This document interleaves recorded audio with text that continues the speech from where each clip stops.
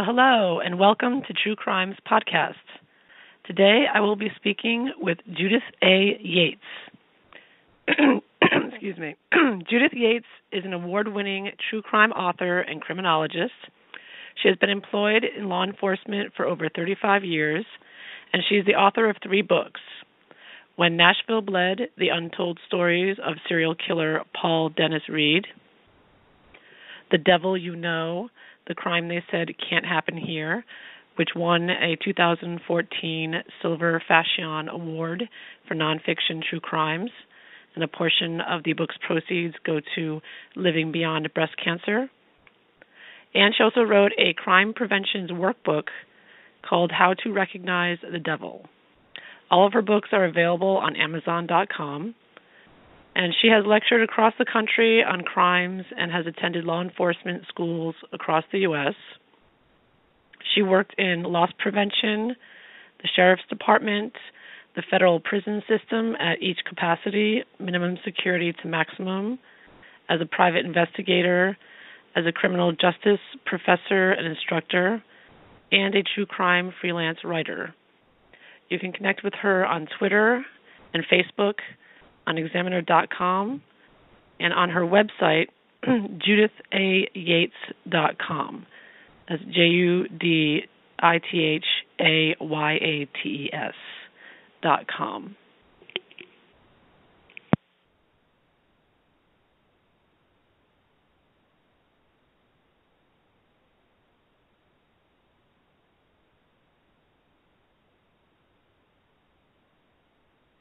I'm having a little trouble connecting with her, so I'm going to try again. Hopefully she gets through this time.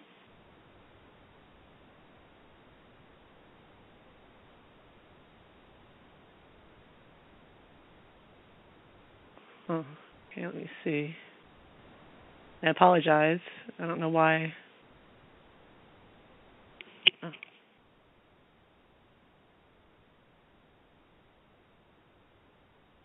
Wait 1 minute here, and I should be connecting with her.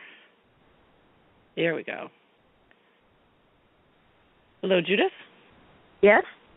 Hi. Hey! Thank you for being on. Sorry about that. That's I had a right. little trouble with the software. You know, it's the computer age. It just messes us up. We need to go back to, rotary dial. I think so. Just a cassette tape recorder and rotary dial. That's the problem. I don't know if you heard. I read your bio. I and did. The books you.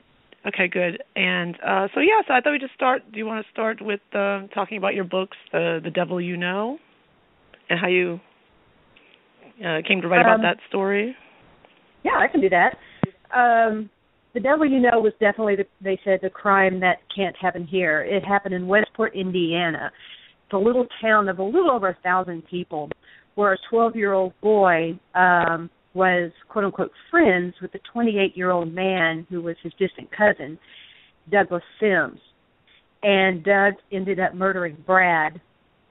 But if you look at the red flags, if you look at the signs, Doug was a child predator. But no one knew what to look for because it can't happen here. And, we don't want to educate ourselves. It's scary. All the things that people say when they don't want to know about bad things that happen or feel like it won't happen to them. He did receive a sentence of 60 years. He'll be released in 2019. It was a very difficult book to write. I traveled to Indiana several times. I became friends with his family and friends. And writing these things are very emotional for me because I am so emotionally involved and attached. But it took several years to write. I'm very proud of it. I felt Brad needed a voice. And like with all my books, a portion of the sales are going to be donated to a nonprofit organization. Brad's family selected Living with Breast Cancer because Brad had lost his mother to breast cancer and later on a stepmother after his death when his father remarried. So I feel like if we don't learn something from these horrific things, then it was all in vain. So that's what I try to do in my books, is do a little education along with the story. Okay. And the 12-year-old boy, Brad Maddox, were you connected to him in some way? Like, why did you choose his story? What was it? Any connection there between you and them, or? I was contacted by a friend of mine who is in the nonprofit sector of missing and murdered children, and she said, "You've got to write this kid's story for Examiner.com. His murderer is applying for clemency, and, we need help." So that's what I did. For Examiner.com, I wrote a series of articles. One of his family members contacted me and said, well, this is wrong, this is wrong. Well, as a journalist, I feel like we need to write the truth. So I went back, I corrected it.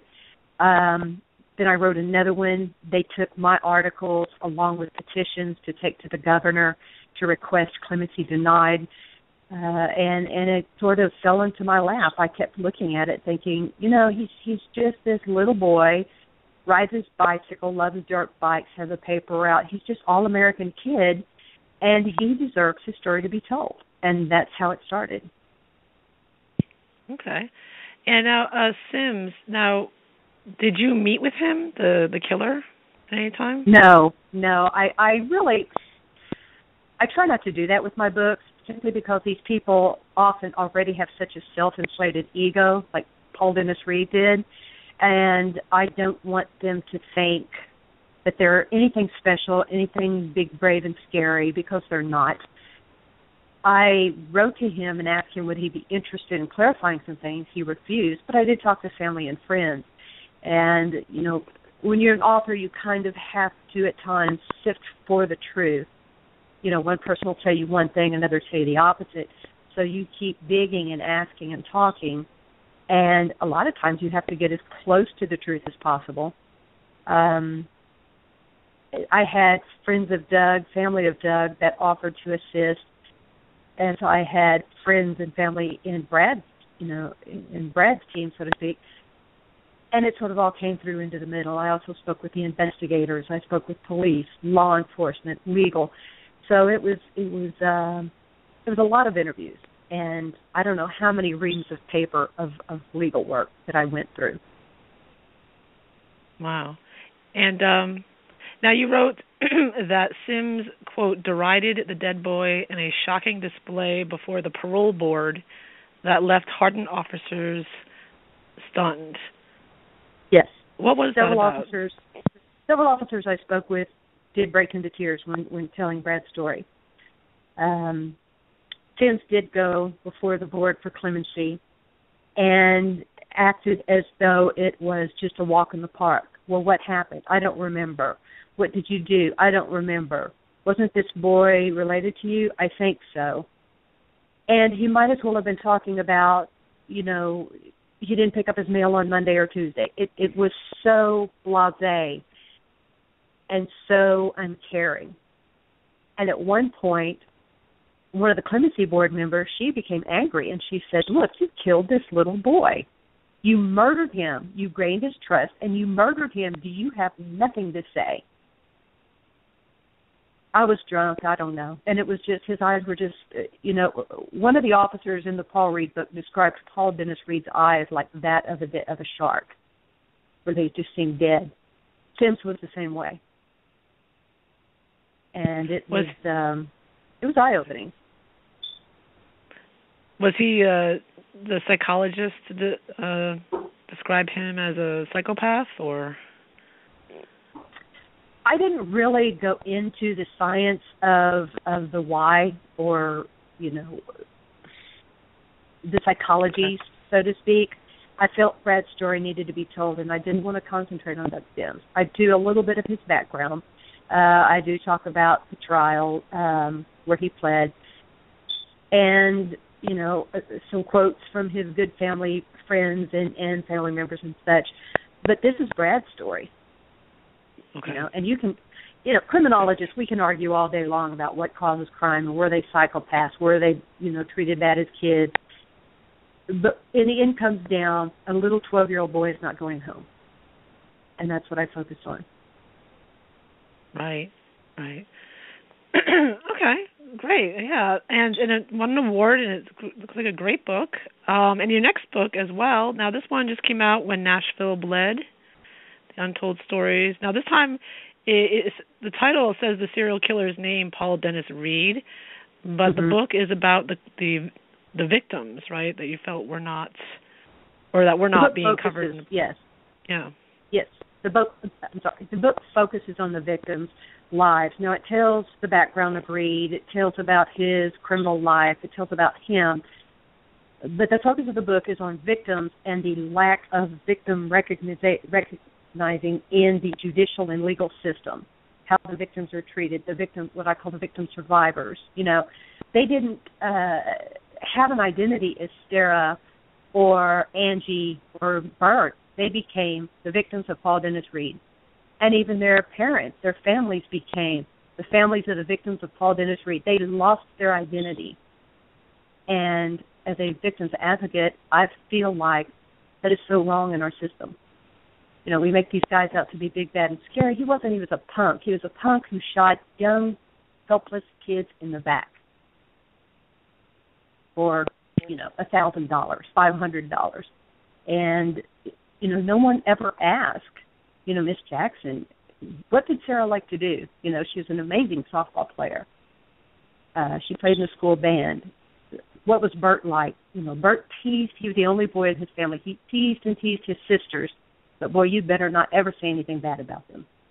So that's kind of what I delved into is who were these people? And people need to recognize when they're fascinated with serial killers or fascinated with a crime, the ripple effect of crime means these families, friends, clergy, neighborhoods, schools, they will never be the same again. And that's what people need to realize. Right. Right. Now, there were 8 victims altogether, right? You had their first names, Sarah, Steve, Andrea, Ronald, Robert, Angie, Michelle, and Jose. Right. Now, Jose lived. Miraculously, Jose lived. He had several through and through knife wounds in his body, meaning it entered his back and came out of his chest. He almost lost a finger. He was brutally stabbed and attacked and beaten, and he lived later to identify the person who killed his coworkers and attacked him. Wow. And now I know that he was, when these killings were going on, they were all at fast food restaurants. Was there a reason why they were always at fast food restaurants? The perpetrator worked in restaurant business. He had worked in fast food restaurants. He knew opening, closing procedures. The McDonald's in March and the Captain D's in February, those were right down the road from where he lived. From where he worked, where he went to the gym, where he had his post office box for his parole officer. And then when the heat, so to speak, came on in the Nashville area, where they were doing the investigating, he moved to Clarksville. Now, the interesting thing about when he hit the Baskin-Robbins in Clarksville, it was only so many miles away from one of his girlfriend's houses. It was so many houses away from the Kentucky border where he and his girlfriend would go and buy lottery tickets. He knew the area. Okay. And he took the victims. He took Angie and Michelle to Dunbar Park where he killed them. He would go to Dunbar Park to walk around with his guitar and his cowboy hat and play music. Well, we call it music. Sitting there at the park over the lake. So he knew the areas. So if Jose hadn't survived, do you think they would have been able to catch him? Yes, I think there was enough evidence to convict him, but Jose's testimony really sealed the deal. And, you know, the interesting thing, Jose was in the country illegally. And he, like so many people in this country illegally, wanted to work. He sent most of his money home for his family to survive. He wasn't a criminal. And, you know, to this day, the investigators have been trying to get Jose into the country legally, and it's refused. Now, here, he didn't have to testify. He could have said, you know what, I don't want to be involved. But he sat on that stand several times, very bravely, to the point where he was shaking, sweating, almost crying, and pointed out Paul Reed. But yet he cannot get into the country legally, and he's still, you know, working and living, you know, kind of under the radar because of it. Mhm. Wow. yeah. It does seem that you're saying that this is such a problem. Is that why you wrote the book? Because it was just that the killer gets all the attention and none of these stories about the victims. That was part of it. Reed became a media darling when he was caught, and he wanted to be a singing star anyway. That was his goal when he came to Nashville. And he would call a press conference, and the media would kill each other, falling over each other to get to him. But nobody ever, they even offered to send him fruit baskets and flowers. And no one ever thought to send a note to the Browns or the Jacksons or the Grecus or anybody saying, we're sorry this happened, except they stood on their doors and pounded on their windows and doors demanding a picture of Sarah or tell us how you feel to find out your brother was shot in the back of a McDonald's. And I just felt these people needed their stories told. And a portion of these book sales is going to a nonprofit group here in Tennessee called Parents of Murdered Children. It's the first and foremost chapter in Tennessee for these people. Mm-hmm. Yeah, so do you feel there should be laws or limits to how much media murderers should get? Do you think there should be some kind of clamping down on that, making them media celebrities? I believe there are ways that we can keep from making media celebrities. And Gavin DeBecker, he's one of my favorite authors. He talks about this in one of his books about how the media can keep from treating these people like rock stars. Because there's a saying, rather to be wanted by the police than not wanted at all. And if you look at these people who do these heinous crimes, it is so often an attention-seeking event. Right. Why did Jim McVeigh bomb the Murrah building? Why did Paul Reed call a press conference when he was in jail? It's an attention-seeking behavior, and yet, and I'm speaking of this as a journalist. So many often, if it reads, and if I get the story first. One family who lost a loved one to Reed in the crime, they were literally stalked by one local news reporter. They said every time they looked up, she was parked nearby, cameraman ready.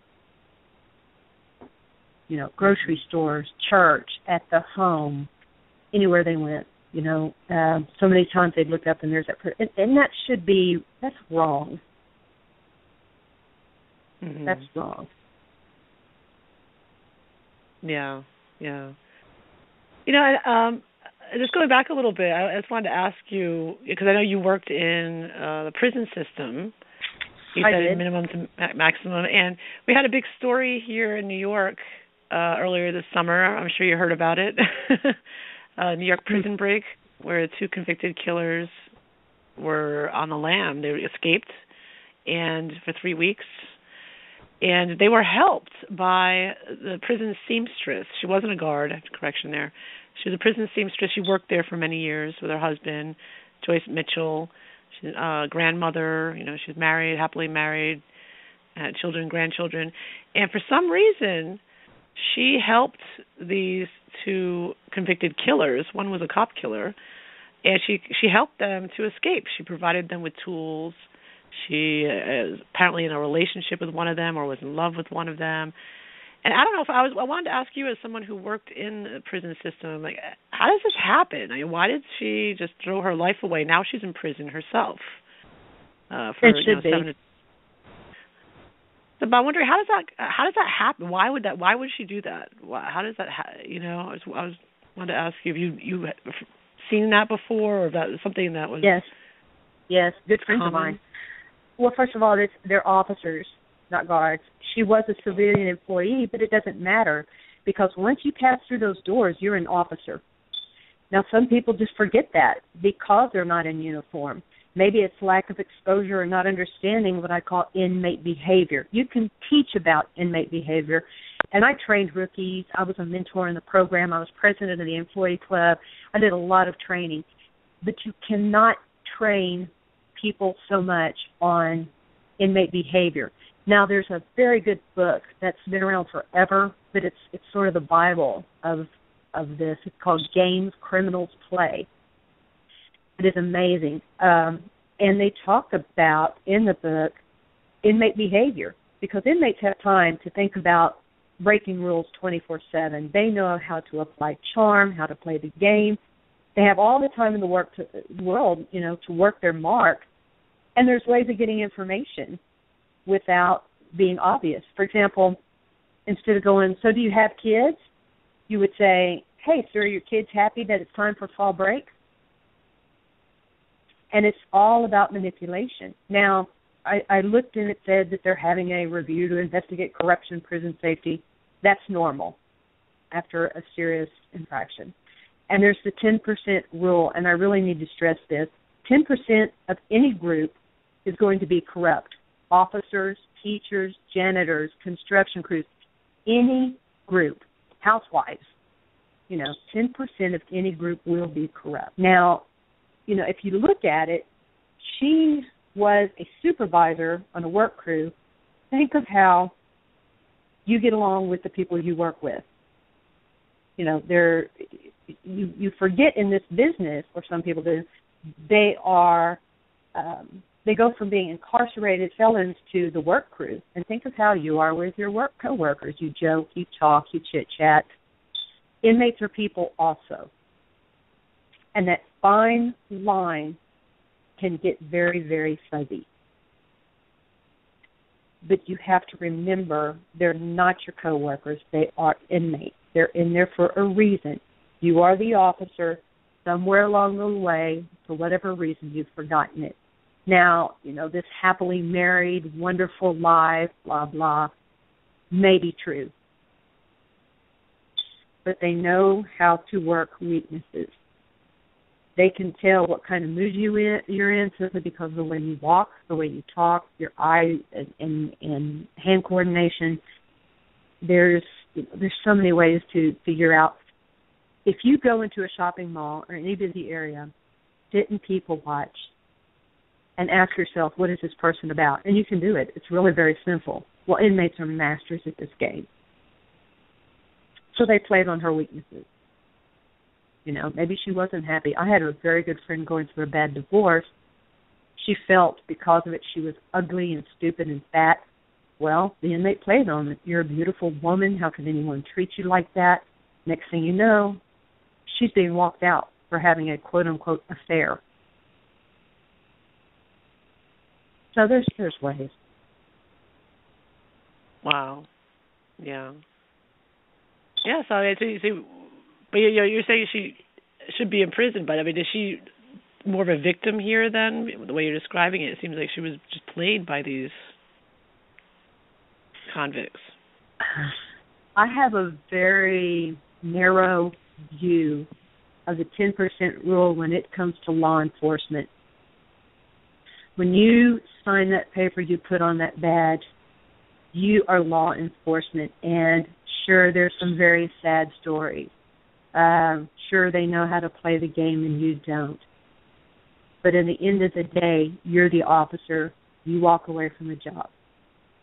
And when you are crooked, corrupt, you put us all in danger. Because in a prison system, there are far more of them than there are you. I've worked units where there were 100 or more inmates and just myself.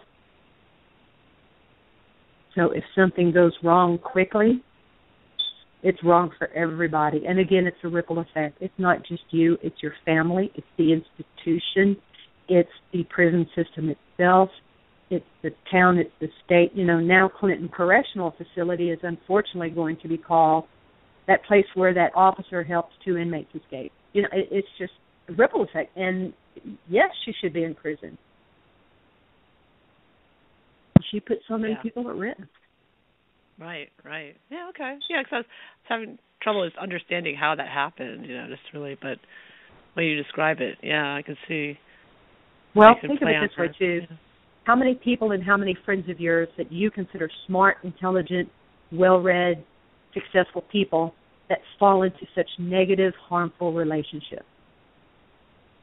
Where there's violence, where there's everything negative you can think of, and you sit back and you think, how? What is going on with this individual that they're putting up with this? Well, there's something in them lacking the other person is filling. And it happens behind bars, too.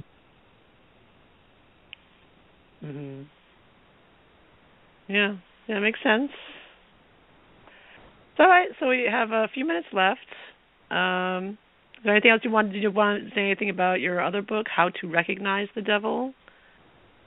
That's a common sense crime prevention book that I've worked, over 10 years teaching what I call common sense self-defense. Not judo, not karate, not stab them in the eyes with your keys, but keeping yourself safe and secure. Now, I cannot keep you 100%. No one can. These are tips, tricks, for example, when you travel, when you leave the house alone, things that you can sit down and talk to your kids about in a way that doesn't make them afraid of the world. And there's a workbook in the book. There are photographs to include weapons made by inmates from common household items. And you can get all of my books, including signed copies, on truecrimebook.net. I will put a discount code on your Facebook page, True Crimes, that people can use to get a discount on these books. Ooh, great. Thank you. Wonderful. So well, go to the Facebook, me. True Crimes. Yes, sure. Thank you. Any last words, or you want to, before we sign off? Be safe out there and take care of yourself and your family, and don't drive and drink. Don't drive and text. And enjoy